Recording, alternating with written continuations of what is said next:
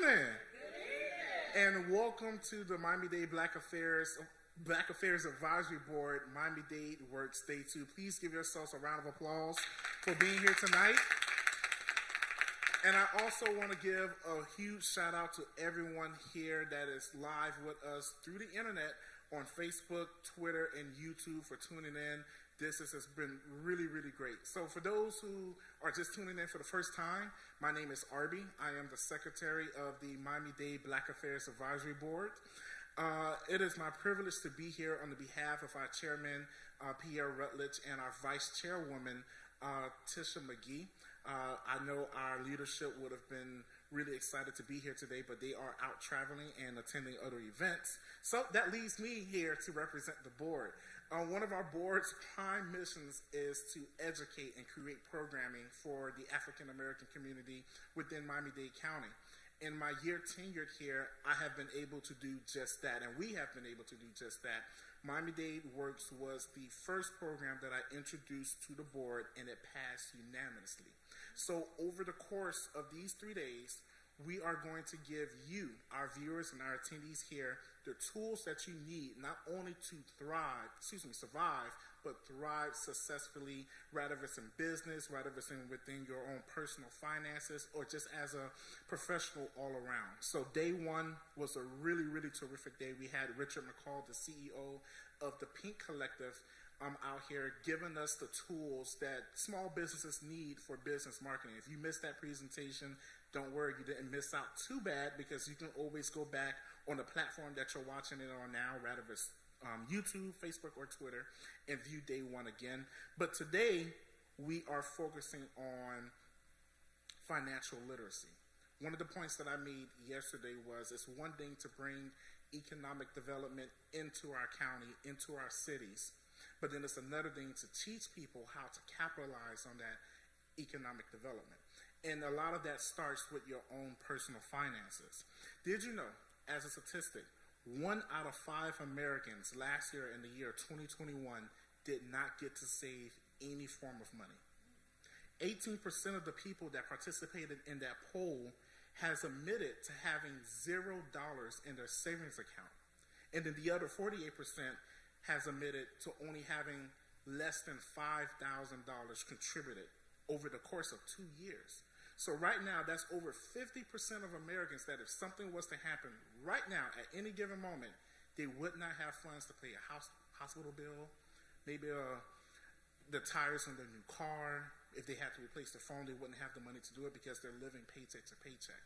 And that has a lot of other unattended consequences to that. That means you don't have money to start a business. You don't have money to market a business. You don't have money to keep yourself out of crime. You're one paycheck away from being homeless. And I believe that here in the richest country in the world, that shouldn't be. And a lot of that starts with having the knowledge of what to do with your money and how to use your money, not just to work for your money, but have your money work for you. So I'm not going to give the presentation. I can be up here. It's the church, making me want to preach. No, I'm joking. But, but I want to introduce you to 2 fantastic women that I think is really, really going to enrich your professional lives and enrich your knowledge tonight. They are realists, not realtors, but they are realists. And combined, they have probably sold, I can easily say, millions of dollars of real estate. And what I can tell you is, by me actually interacting with a lot of realtors and realists, just because you're in real estate don't mean that you're good at it. And a lot of that has to do with you never know where your next paycheck to come from. And these women are not just realtors or realists, they're brokers. They're signing the checks. So I think if there's anyone that I want to listen to about financial literacy and how to deal with my money, is the people that are signing the checks and that are the bosses within their respective places. So without further ado, I want to introduce to you our presenters for tonight, Miss Angelique Hibbert and Miss Elise Swan Sways. If you can please give them a round of applause as they come and join us tonight. Well, thank you, Jesus. I felt like I was in church. Good evening, everyone. Thank you so much for having us here. Thank you for coming out. Thank you for all the people that are out there online on different handles. My name is Angelique Hibbert. I am the local chapter president of the South Florida Board of Realtists. Like he said, Realtists. And the reason why Women's Council, as you see here, Women's Council, as he was telling you about Realtors, we're also an affiliate of the National Association of Real Estate Brokers. Why is it important that we use the word Realtors? The reason why we use the word Realtors, believe it or not, the National Association of Realtors, which really governs all real estate in America, didn't allow people of color to be a part of their organization until 1947, when we had 11 men and 1 woman in Tampa decide to form a correlation together and say, listen, we need to get in, because that's where the money is. We need to be able to get in the MLS. We need to get the tools in order to be a part of real estate. And because they wouldn't let us in, we named ourselves Realtist. That's why we don't call ourselves Realtors. Today, yes, we are Realtors, but we always like to go back, like in the old Baptist church, you say Realtist, we're good. We don't want to forget where we come from. That's why we are called Realtors. So today I bring you myself and my board of governors. Yes, she's over my head, our board of governors, Alicia Hayes. So her and I are here today, and we're just going to present to you some real fun information, all about money, because I know some people don't like to talk about money, but we need to talk about money. And I'm going to start off with, what does getting intimate with your money mean?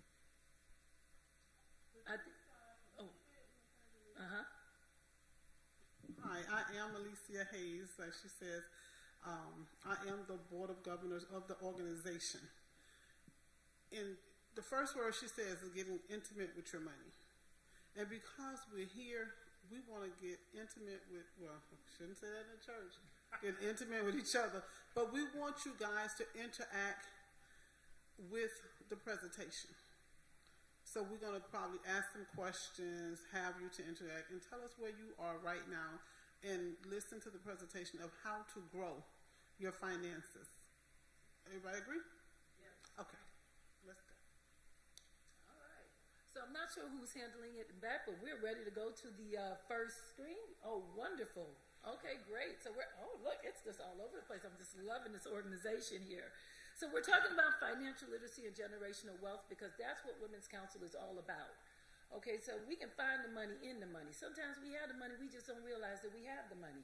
And as Madam Alicia Hayes was saying, we're going to be interactive, and I'm going to start off with just saying this. I was spending so much money on eating out.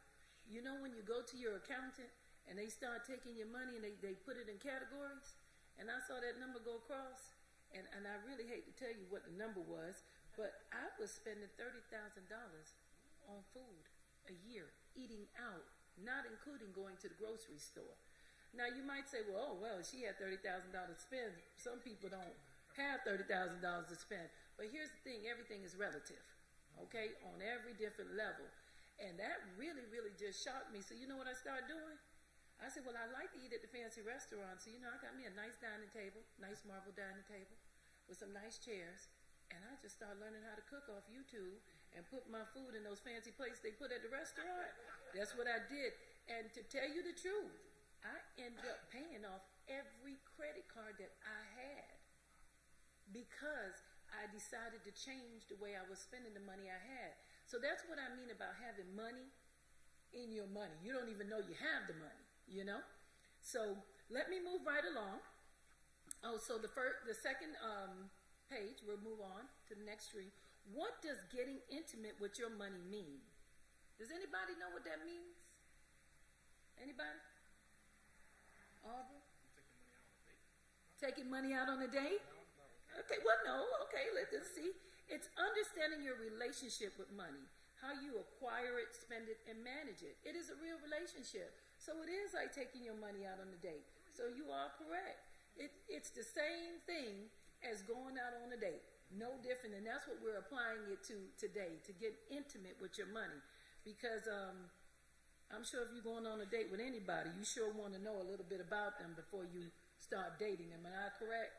Okay. All right. So that right there. So moving on to the next page. How is your relationship with money formed? Okay.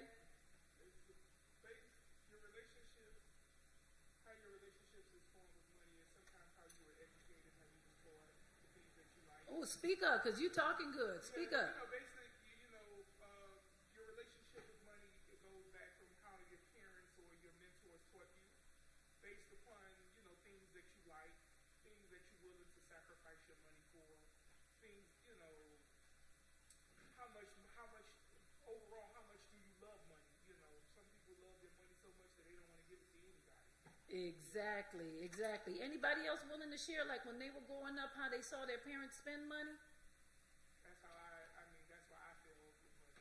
I saw my parents just blow money on all kind of things, and savings was the priority. That's good though, but see, that's excellent because and that's what we know. So it says here, it informs by our observation and the message we see and hear related to money. So we only know what we see. So just like this gentleman said, he saw his parents blow money. That's what he knows. So most of the times we go by what we see. Am I correct? Not what they tell us to do. We go by what you do. So if I see you going out to buy an outfit for church every Sunday, I think that's what I'm supposed to do. I would tell you when I first bought my first home, I was buying a gallon of milk. I called my mom. I said, the milk is spoiling. She said, well, what size milk you bought? I said, a gallon. She said, well, you buying a gallon of milk? It's only you in the house, right? And I never thought about that because in the house where I lived, there was always a gallon of milk. So we form these things by what we see. Madam Hayes? No, I agree and I disagree. Talk to us. I agree and I disagree. Come on, bring it in. We may form it by what we see, but then sometimes you have to be wise and you have to realize what our parents are doing and where our generation messed up. Because if you can recall, when it was time to go to school, you got 2 pair of shoes, 5 pair of pants, a skirt, 5 shirts. And all you said that I can't wait till I get older because I'm going to buy me the stuff that I want. So we tend to start spending more because it was limited. It wasn't our money. We spend more up in those 18, 19, 20. When you get about 25 and you realize you have to work for your money, then you go back and you relate to your family. What I'm saying, we want more. But that also comes with wisdom and age and growth. Because, when you're young, pretty much you are doing what you see. You are doing what you see until you actually wake up and smell the coffee and realize that your parents was misguided and what you're doing is wrong. And then you find, hopefully by 25, you ran into somebody who's like, you got a realist who's willing to take you up under their wings and educate you and guide you the right way. And then I believe you start thinking like, okay, savings, all this unnecessary spending is not real. We don't need to do that to survive. We don't need to impress others. I just think that's how I could say. When I was young, I did do unnecessary spending because that's what I saw. But as I got older, wisdom and the light got brighter as I got older, and I learned. Right. You had a question? It's not a question, but it's a statement. In the scriptures, it actually teaches you. It takes 3 generations to build wealth, and if the 4th generation does not understand, they'll lose it. And that's what's been happening to our community. Yes, and this is why Aubrey felt the need through Miami Dade Works to bring this here. And as our organization, we see it all the time, especially when it comes to our field of real estate. So we're out here constantly. We're just trying to teach our generation the importance of the dollar and how to value it and have that relationship with that dollar. Yes, but this right here should be filled with 14 to 25, not 40 plus. Yes, but one of the things our parent organization, NARAB, is doing is that we're also visiting colleges. We're going out to the colleges and the HSBCU colleges, and we're teaching it, and we're talking their language. So we're not only talking, we're interacting. This actress here, she's a part of a play that talk about the generational wealth, the importance of it, how to just value the things that your parents have worked so hard for, and once they're gone, they just give it away. I do want to make mention before we get to the next comment, though. That is a very good point. And you can see the way that this has been created and advertised, that it has definitely been targeted towards young people. And by me being one of the youngest members, or the youngest member on the board, that was definitely my intent with Miami-Dade Works. So next year, as we do this, we're going to partner with 5,000 role models. We're going to partner with our local high schools as we get to that. So that is actually a very valid point. And another point I definitely want to make, because I love the interaction, but we do got some time because we have choir rehearsal, I believe, at 8. So I want to give this presentation enough time to be taught for our viewers and everyone here. And then I think any other questions that we can have for our guests, we'll be more than glad to stick around and answer them so we can definitely get everyone in and out. But I do appreciate it. No worries. Well, my question was why at the college level and not at high school? Well, that's what we're saying. I recall when I was in high school, Mhm. it's been 2 years ago. Did she just say a few years ago? Okay, I was just checking. That's where I opened up my first bank account when I was in high school, because they taught us in the business class bank and I went out. So to me, I think even earlier than college level. But in college, when you get to college, my first year in college, all they did was had Burnouts, Macy's, and all those credit cards. That's right. So you sign up, and if you don't know nothing about it, you open up every credit card. There you go. Right. No, you're absolutely right. And ladies and gentlemen, she did say Burdine, so we know that. Just. They are doing it early, because I work at a school and we have people come in and tell the young children about accounts and parents Yes. to start accounts. So they are incorporating that now. Right. You know, I don't know if it's in the other schools, but I know in our school, they come in, they tell them about finance, they go over, you know, and Budgeting. So that's a good thing. And that's kindergarten. that's excellent. And just to, since you brought it up, sir, I'm sorry, I didn't mean to cut you off. Go ahead. Okay. No, I was just saying, I teach kinder. Oh, you say you teach. Okay. They're starting with kindergarten students. So No, they're excellent. starting, and that's where they need to start. Listen, I totally agree with you 100%. And I just want to say, you are absolutely right. But why the people that are younger not here? Because they are online. They are not physically driving anywhere. They are on their phones. They are online. They're on Twitter. They're on Facebook, wherever this is streaming right now. So it's people like us who are of a certain age that will get in our cars and drive somewhere where you have the younger people like Aubrey. You know, he's here because he's presenting, but I guarantee if he wasn't, he would be right at his house online. So that's one of the things. So just Then maybe you should consider a Zoom platform or a TikTok platform. we're doing it right now. Yeah, we on. We on all the way. That's what we're doing right now. Yes, indeed. So that's one of the things. So thank you so much for pointing it out. I think everything that everybody says is very, very important, because we have to start this young. People that don't look like us get a jump start. They don't get a jump start because they're better than us. They got a jump start just because of the color of their skin. Okay? So you can see how far we've come in 40 years, you know. But there are some things that we still have to do, because we are a community of people who have gone backwards in home ownership since the 1968 Fair Housing Act.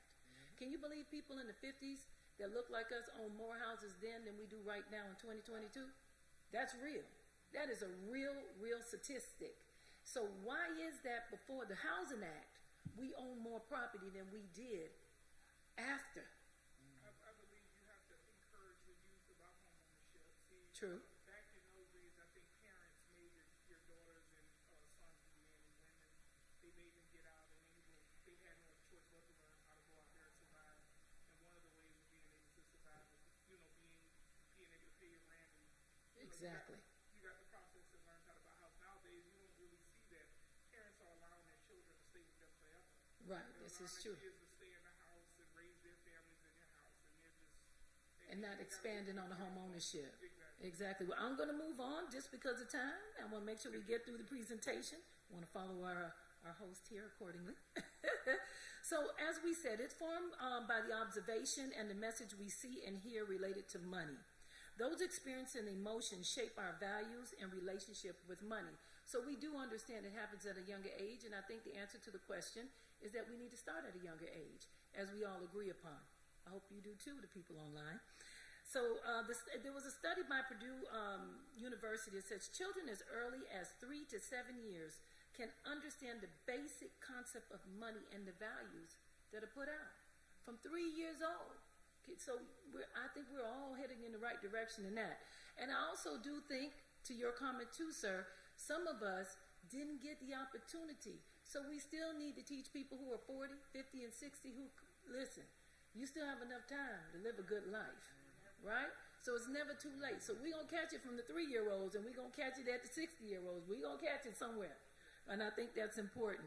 So what type of relationship are you in with your money? Okay, let's see. We can move on. All right. So is your money stopping by for a moment? Got paid on Friday, gone by Friday night? If so, then you are a gambler. Your relationship with your money is a one-night stand. That means it came in and it left right away. Any one-night standers here with their money? We got some one-night standers? Okay, it's okay. It's okay because we're going to have a resolution to that. And it happens, right? Isn't that a one-night stand? Come in one night and you out the same night? That's right. The next screen. All right. Is your money just passing through? Got paid on the 1st and waiting for the 15th? That means you spend all your money on the 1st and you're waiting on the 15th to come to just spend it again. If so, then you are a spender. And that kind of relationship is a relationship friends with benefits. You get benefits on the 1st and the 15th. Anybody in that kind of relationship? Yes, I'm talking to you online as well. So is your money just hanging around? Got paid and you hoard your money? You don't spend it. You just keep it all in one place. If so, then you are a worrier. You worry about spending your money, right? That means you are in a relationship called a casual dating. You're going to tiptoe here and there, but you're just not going to spend what you have. But if you don't spend what you have or you don't invest what you have, guess what happens? It doesn't go anywhere. You're going to be stuck right there. If you got $50 and you keep the $50, you're going to have how much? $50, right? So you can be in a casual dating relationship where you just, I don't want to make no commitment, but I'm going to take my money with me, but I'm not committing to anything. You know about those relationships, right? Okay.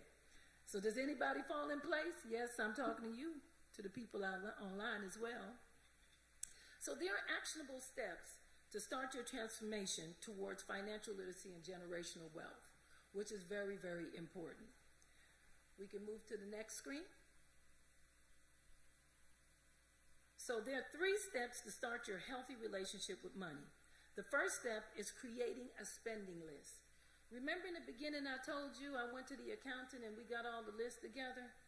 And I'm just looking, and I was like, wait a minute, that list, you sure that I think that's somebody else's account? And I was really shocked out of my mind that I actually spent. I didn't even know I had $30,000 to spend on food. Now, that's a problem right there. Am I correct? Okay, so creating a spending list is the first step. And it's incredible when you write it out, because when you really write something down, and you're like, I'm writing down food again and again and again, or I done been to Burdines, Jordan Marsh, I'm just calling it as I see it, again and again and again, right? So from the second step, what you're going to do is create a budget plan. So now you know where the money's going. The other day I looked at my cable bill, $210. I don't watch cable. That's a problem. What is my fear with taking out the cable? Because I just want to be able to turn on the TV and watch what I want to watch if I felt like it. I've got to remove that fear and get rid of that $200 cable bill. That's crazy, right? Exactly. So I have to move something as well. The next step, implementing the actual budget. So first thing, we're going to write the list down.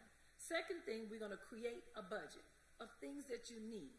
And then we're going to implement, means take action on your budget plan.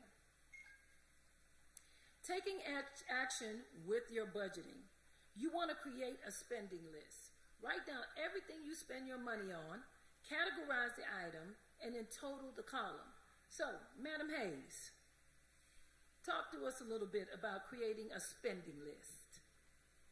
What are some things we should be writing down? What are we writing down? Gas? What else are we writing down? The necessity. That's what you should focus on. The things that we need versus the things that we want. You should be writing down the things that you need versus the things that you want. You gotta say it again. Oh, I am so sorry. Your list should include needs versus wants. And one of the things Madam Hibbert just mentioned, gas. If you own a car and you want that car to operate, you're going to have gas. And you have to look at the price of gas. An average thing, I like to do an average on a weekly and a monthly budget. Because most people get paid twice a month, some people get paid weekly. So you need gas, you have to eat to survive, you need food. And if you have a medical expense, depends on your clothing. You put a budget in clothing. I ain't saying that every Saturday you have to go to Ross. You can, or I mean, so you have to budget yourself, and it has to be realistic. A lot of times you put on there, okay, my lights $50, but if you know that last month you had a $65 light bill, you want to budget because you want to see where all of your money is going. Like Madam Hibbert just said, her accountants had her to make that list, and when she looked at her bank statements and her credit card bills, and she was like, wow, yeah, I'm really just eating. And one of the things she did make a mention of is that she went to YouTube to learn how to cook.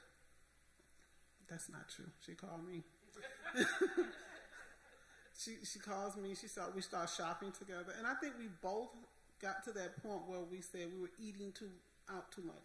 So we had to make a sacrifice. And there's times where you have to keep that budget. Women, we like to look good. We like to smell good. And so you find us in a hair salon every week. We're doing nails. But do we have to do that? We can sometimes learn to do it ourselves. So do I need to go get my hair done every week? Or do I just want to get it done every week? So your list should have two categories, your needs versus your wants. I think sometimes you feel like you're entitled if you work hard. So we do what we want to do. And I think that's part of me. We feel like you're entitled. I work, so I deserve to get this. So, and as you said, Ron got money on paid school. So I feel like I'm entitled to go to Ron. But are you entitled to go to Ross 3 days a week? No, but I do probably. Let me just say this. I understand what you say, and it's just like I like to eat out at nice restaurants because I just feel fabulous. Okay, it makes me feel good. But here's the thing: now I have no credit card bill, so I really got to rely on a sale to happen in my business to help me facilitate what I'm doing every day. See, so sometimes we have to look at it from a different perspective because I'm telling you, you know what, my day was so hard. I feel like I should be at that restaurant, and I want to be sitting right here, and this is what I like because I deserve it. I was deserving it a whole lot too much, But what I realized was that what I could do at home and I wasn't even using my dining table, and I had one. How many people use their dining table? We got some old school people, y'all use their dining table. I like that. Most people don't even use their dining table. So at the end of the day, I totally agree with you. That's exactly how I was feeling, that I deserve to have this. I deserve to go here. I deserve to do this because I'm working hard.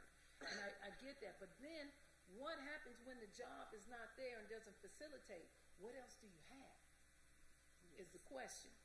Aubrey gave some great statistics at the beginning of the introduction about people cannot save. And you can save. I mean, I grew up and mommy said, you need to save some of your money. I'm like, how? I got to eat. I got to buy this. The way you save is you start realizing how much you're spending and what you're spending it on. And you just cut that in half. Oh, that was Yes. right there. Ooh, I had to sacrifice. Ooh. So moving right along. So create a spending list. Know the benefits of budgeting. It will keep you out of debt. If you have debt, it will help you eliminate the debt that you had, as I've given you the example. It builds savings and create wealth building. Helps you understand your money management. Now, I promised myself now, since I'm here today, I will not have a cable bill.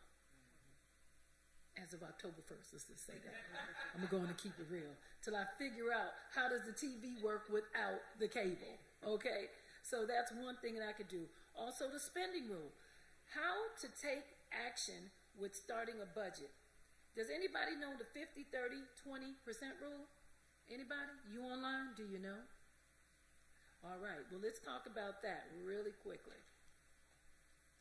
We can move on to the next screen.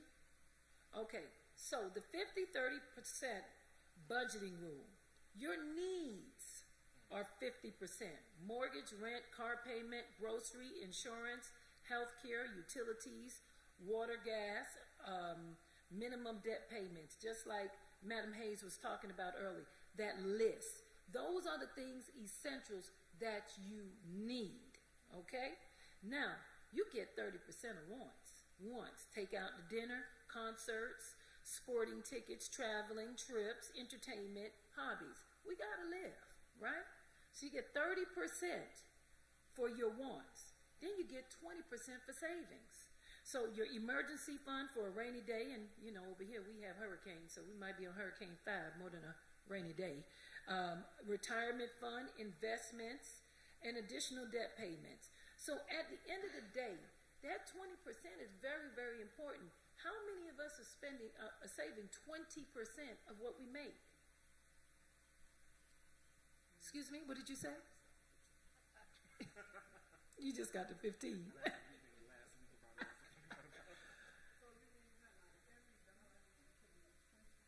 Every dollar I need to be putting away 20 cents.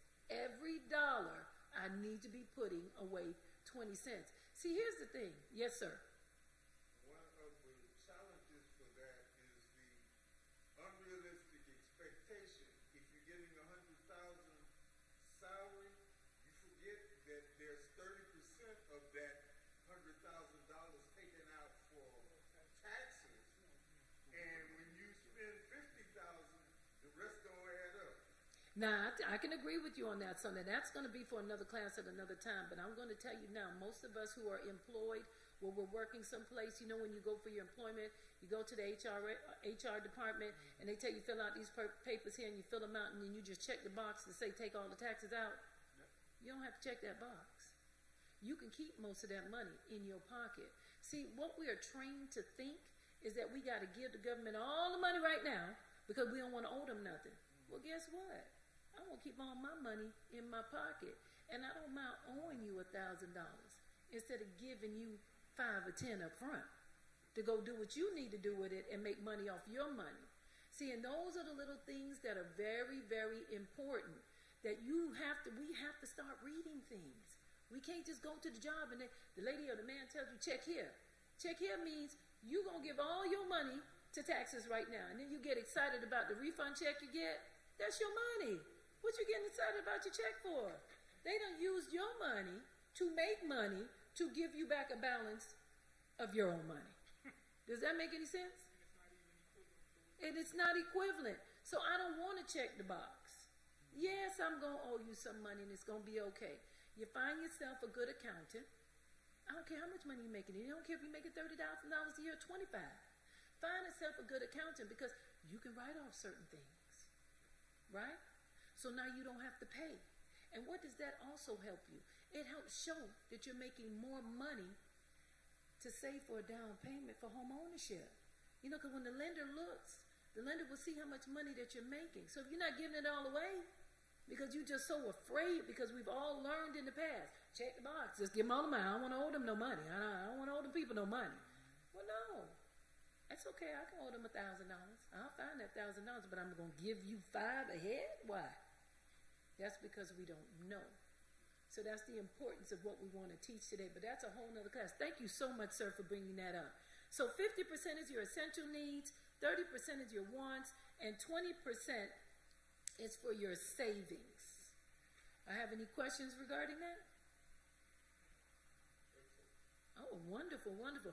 Well, that is really the end of this part of the presentation, getting intimate with your money. I just hope that we all are not in that one night stand relationship. I hope you're not in the casual dating relationship or the relationship of friends with benefits relationship. I hope we're just in a good, wholesome, and we can learn to be in a better relationship with our money. I am going to bring up Madam Hayes now. She's going to tell you a little bit about credit, which is very, very important. Thank you so much for having us. One of the things when we talk about money, and believe it or not, your credit is also your money. And it's important to have and maintain good credit. And good credit is anything of 700 to 800 credit scores, because now you're scored about how you're maintaining your money. It is very important that we maintain our money. I have 3 kids, and I made it my business as they were growing up to tell them the importance of credit, because no one was there to tell me. Like the young lady said, when you go to college, they're going to discover cars, credit cards. I get money? I could just go into a store and show this plastic, and I can receive things that I can't afford. And that's exactly what we're doing. We're getting things that we can't afford. So when we're talking about just your finances, I just want to know and tell everyone that your credit is so important that you should check your credit scores every year. Once a year. And it's free. And it doesn't affect your credit scores. So one of the things that I did for those who's present and those that's online, and you can put it into the chat or you can send an email, we can provide you ways of getting your free credit report, your annual free credit report that goes over it. And the rule that Madam Hibbert shared with the finances, the 50-30-20 rule, there's also a rule for your credit score. I didn't have a slide, but I'm going to tell you.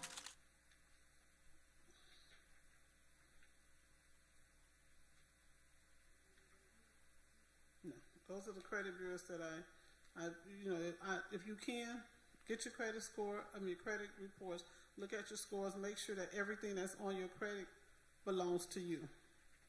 But when you're looking at the rules of credit, how your credit score is determined is 30% of the amount you owe.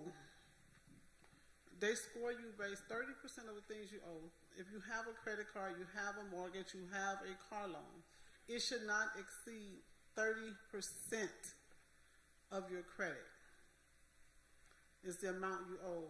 35% is your payment history. So the older the credit accounts in good standing, the higher your score comes. And a lot of times you will hear somebody tell you, oh, your scores, you got 640, but you need 680. One of the ways they'll tell you, find someone who has a credit card that's in good standing to add you as an authorized user that will boost your scores up, because guess what? Your payment history increases. That means you are part of their credit. They had the card 20 years, now you have the card 20 years. So that's one of the ways, it's 35%. And then you have 10% of new credit. When you open an account and you already established your credit, it hurts your credit. Because now it's new. Because remember, credit is based on the ability to pay. It's based on the ability to pay. Now, your balances is how you pay it every month and on the time frame that you pay. We're still talking about your finances. Okay? Then you have the length of your credit history. How long? It's 15%. And then you have the mix of credit. It's 10%. Having just credit cards can also hurt you. Sometimes you got to have installment loans. A loan which your payment doesn't change, your car payment doesn't change. But when you have credit card, it's always constantly changing, so your credit score is constantly changing, and the due dates are changing. But on your mortgage and your car payment, you have a date, and it doesn't change until it's paid off. And one of the things I can tell you about your credit cards, if Discover or if Ross give you a credit card, Birdlands give them out too.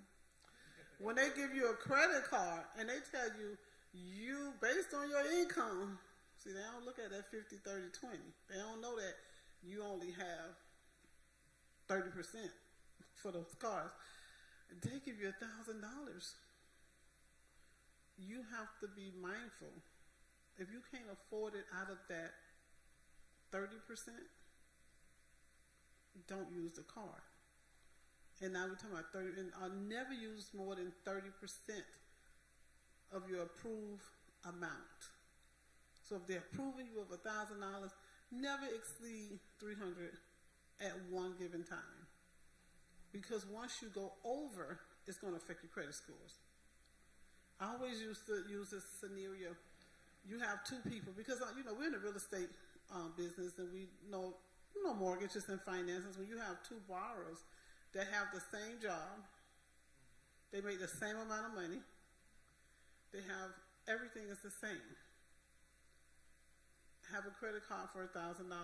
One has a credit balance of $300. The other one has a credit balance of $900. Which one is the lender more in tune to give the credit to? Why the 300? Because it doesn't exceed 30% of capacity. It doesn't, but I owe $900 and I pay my bills every month on time. The debt to income ratio. But when your credit score is rated, because you're not exceeding that 30%, you get a better rating.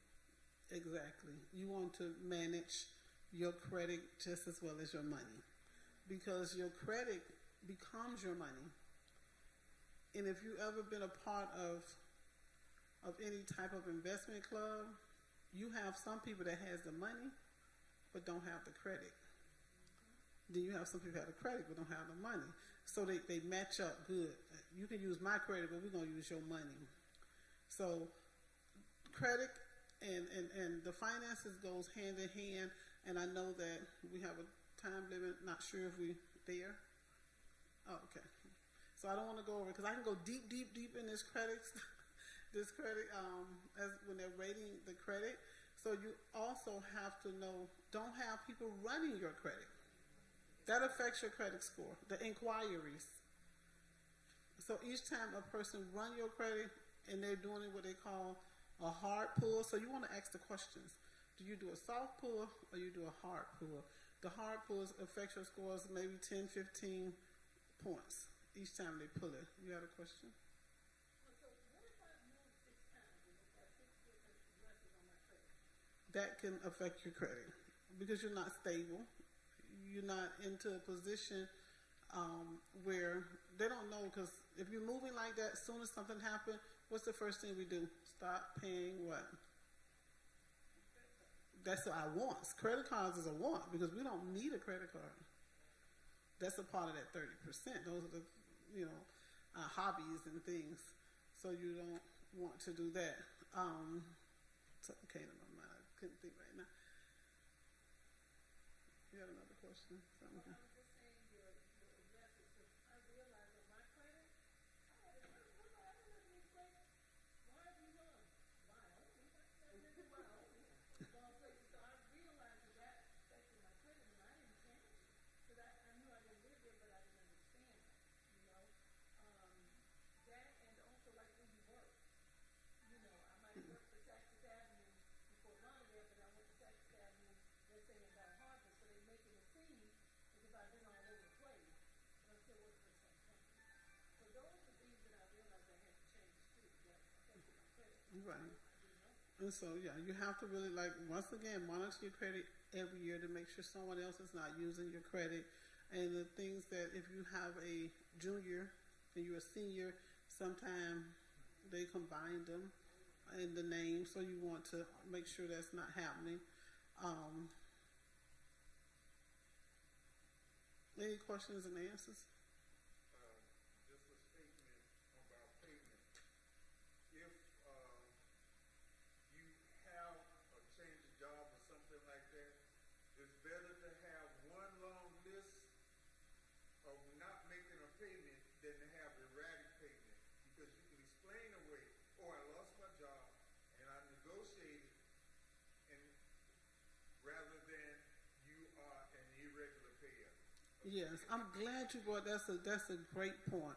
One of the things, and that's just with anything, because we do sometimes go through a hardship. Whether it's your credit card, your mortgage payment, your car payment, communicate. They don't want your car back, they don't want your house, and they will work with you. So when you see that you cannot make a payment, open the envelopes, take the phone calls, give them an explanation. They have workout plans. Most credit card companies, most car loan payments, most mortgage, they have a deferment program for those situations. But what we tend to do is we avoid it and we just stop paying, but then it affects your credit. But if you talk to them, there are workout programs for that. So that's very important, and especially in the mortgage industry.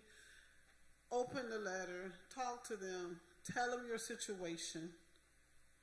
Most people, if you don't understand, a lender don't want to take a house from anyone. It costs them more money to foreclose than to work with the current homeowner. Well, first time home buyer, what is the going factor? Like, what are they expecting credit score? What are they looking for? What's the average? Well, you will hear most lenders will say at the minimum of 620. They would say that. But FHA is minimum is 580. But then they want compensating factors. So it depends on the lender. But most lenders want to say 620, but they will take a 580. But you need some compensating factors like your rental history, maybe things that doesn't show up on your credit report, cell phones. I mean, there's ways to structure it. So when you're talking to your lender, and I always advise people to take the first time home buyers class.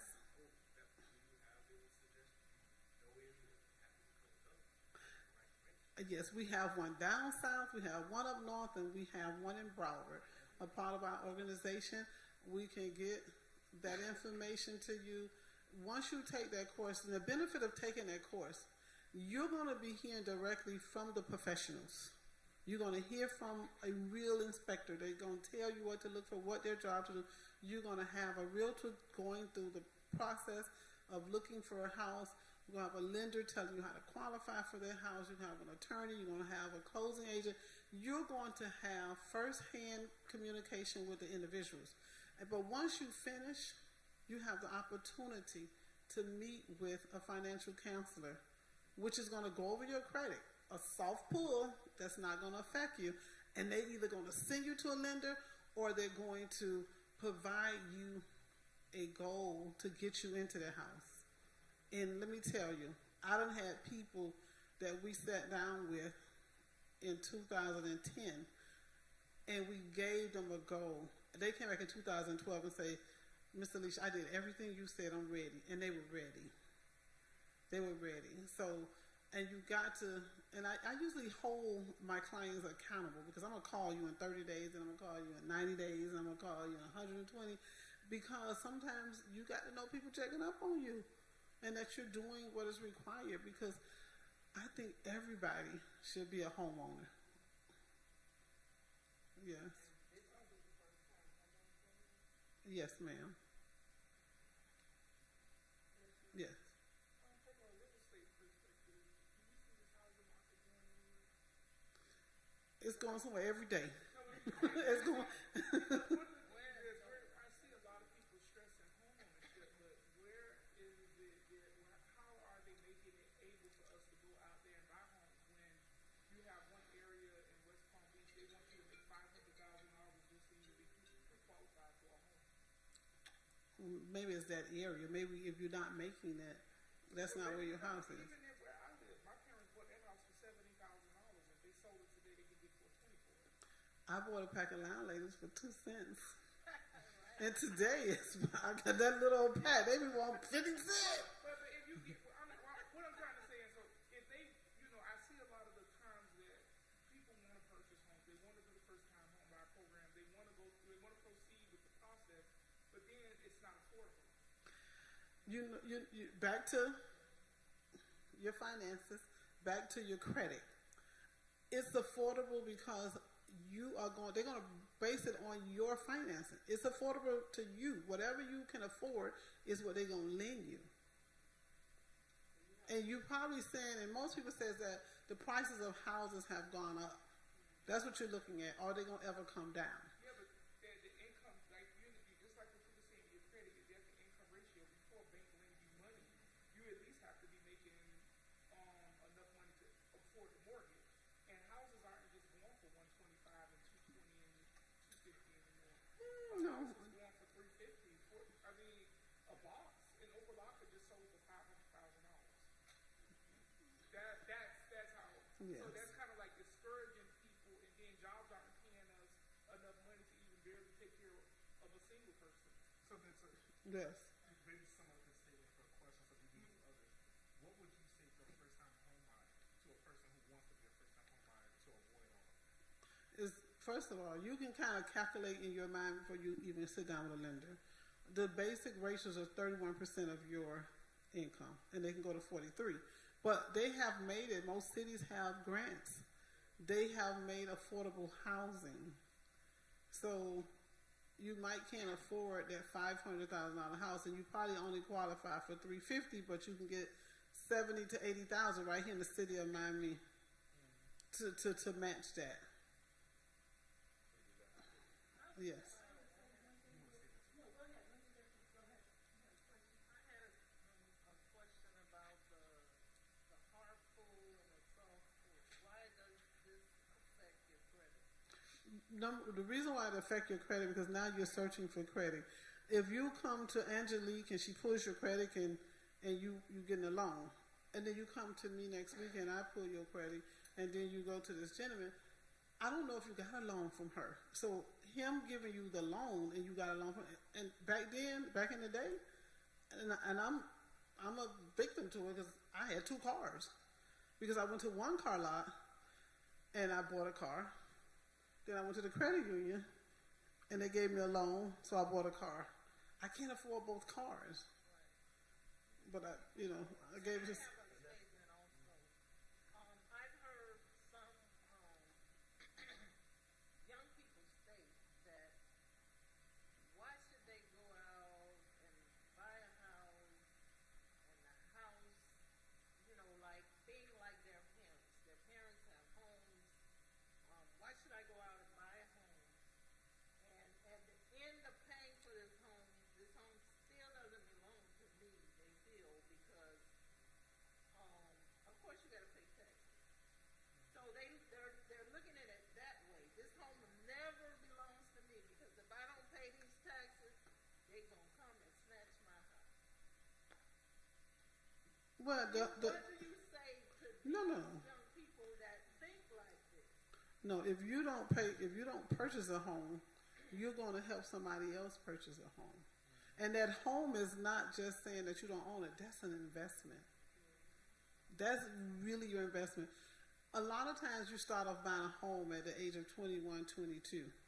Typically, when our parents bought homes, 30 years, they made that payment, one payment, boom, boom, boom, 30 years is their house. Then they turn around and now they have this reverse mortgage, right? Which is, a reverse mortgage. So if I don't pay 30 years, my kids are left, I'm on a set income. I have a house that has so much equity in it. Why not pull my equity out and live the life that I want for the rest of the years that I'm here? I'm saying, I understand. But when you all present this to younger people, some of them, I've heard them speak that way. That's why I'm saying that to you. Yeah. I always They steal don't from. understand the value of owning that. So how would you encourage them to see Right, that? right. But because I would tell them to look at it for an investment point. Once again, you got to live somewhere. If you're paying taxes $3,000 for a whole year, versus paying $2,000 a month. You'd rather pay the $3,000 a year because you're paying just the taxes, and you own the property, and you have children. If you want to send them to college, you always have a resource at that point. But you know, I see what she's saying, because young people do think like that. They think like that. It's like, why should I go out and buy a house and then I pay it off and then they'll come and snatch it with the tax? Not only do the young people think like that, but some of us old people think like that.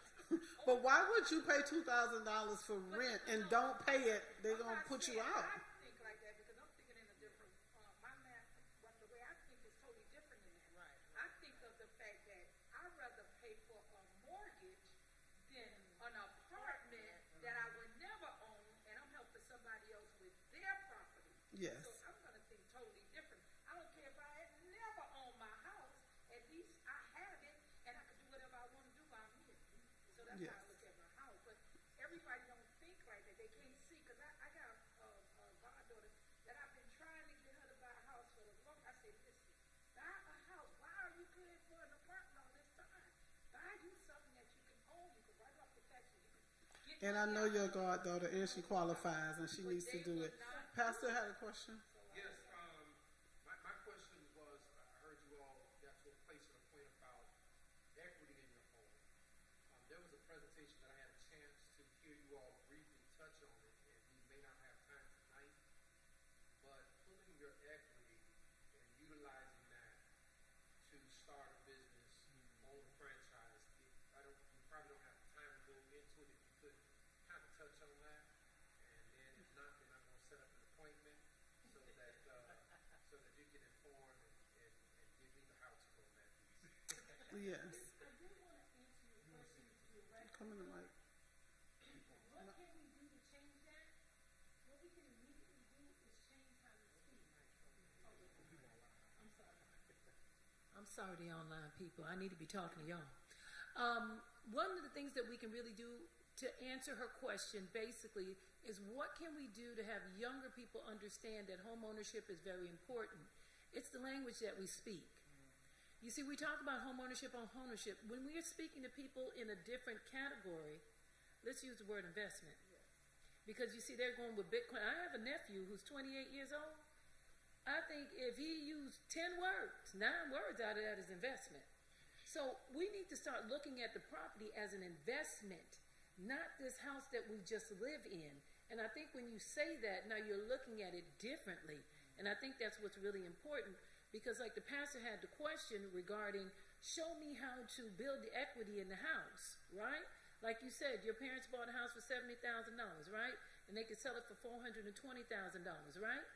So, I mean, at the end of the day, I can take the money out and go and start a business. And guess what? And I got some place to live, right? And then if I get a good accountant, then I know how to roll all that in the way.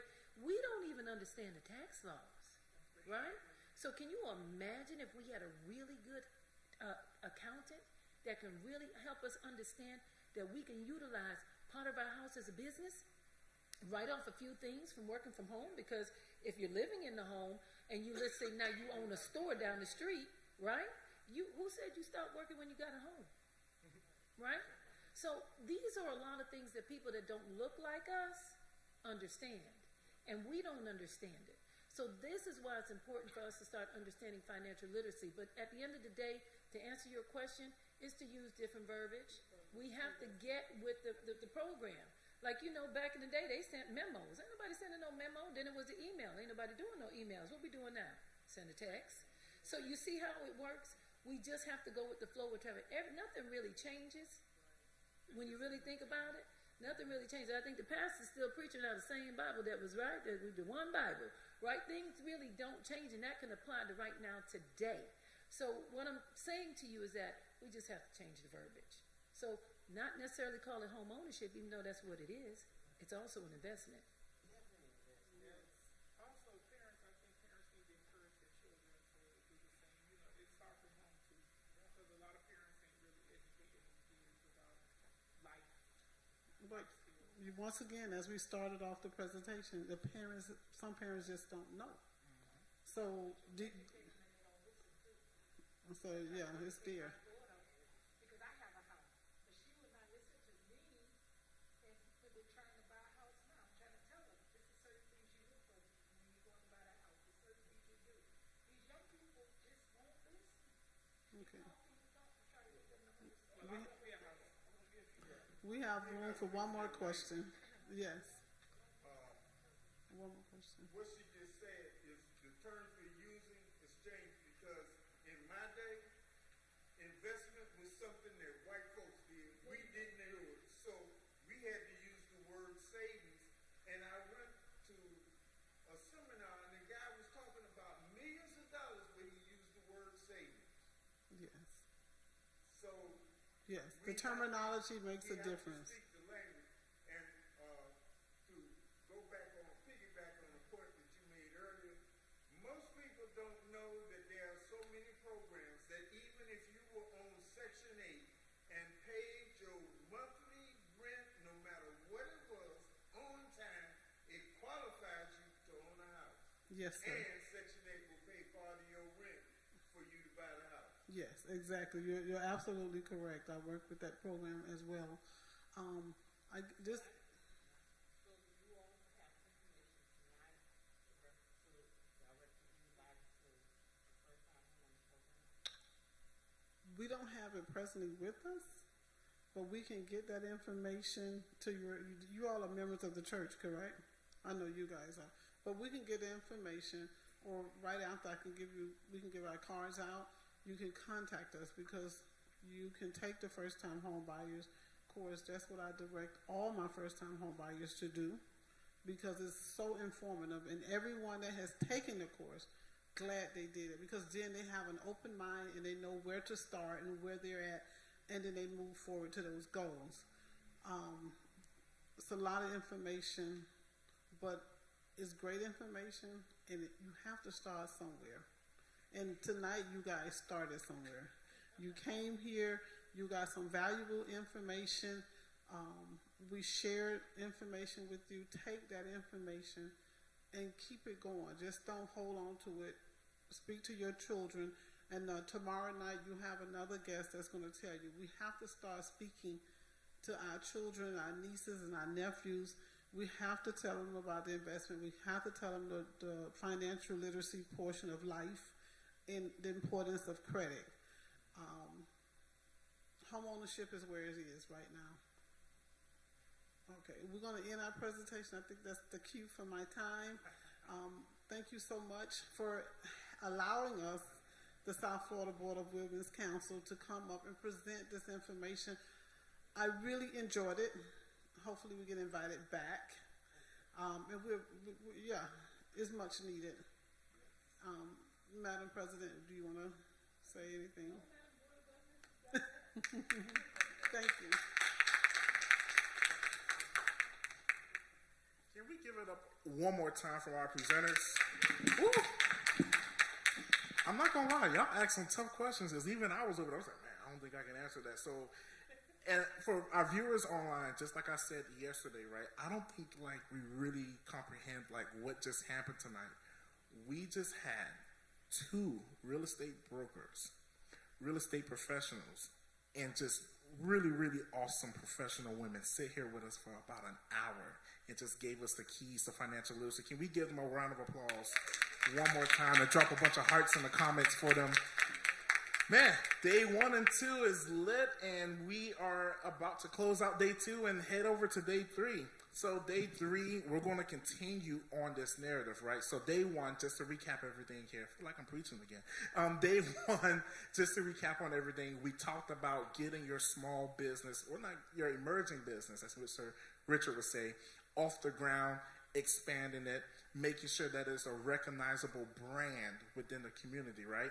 And then even if you're not an entrepreneur or a business owner, tonight we just learned how to maximize your finances with good credit, with good financial literacy. And then tomorrow, I believe tomorrow is really the biggest key. We're going to learn how to take both of those days and pass it on to the next generation. Could you imagine starting a really successful business having that good savings, that good investment account, God calls you home and it goes to the state. Or you do leave it with your kids, but the kids don't know how to divide it up the right way. And now your kids and grandkids fighting about the $1 million that's sitting up in that savings account or that Roth IRA somewhere. So tomorrow, that is going to be the main key that we're going to focus on. Miss McWhorter?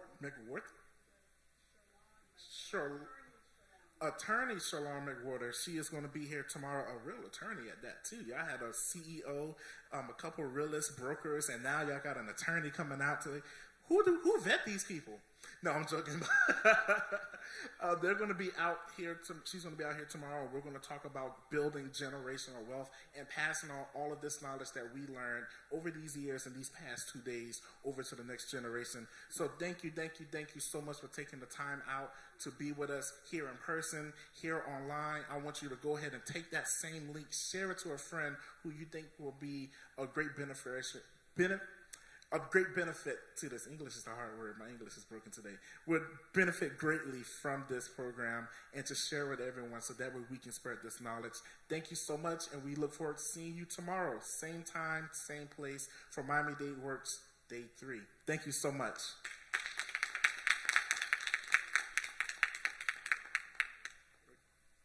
We're clear? Cool.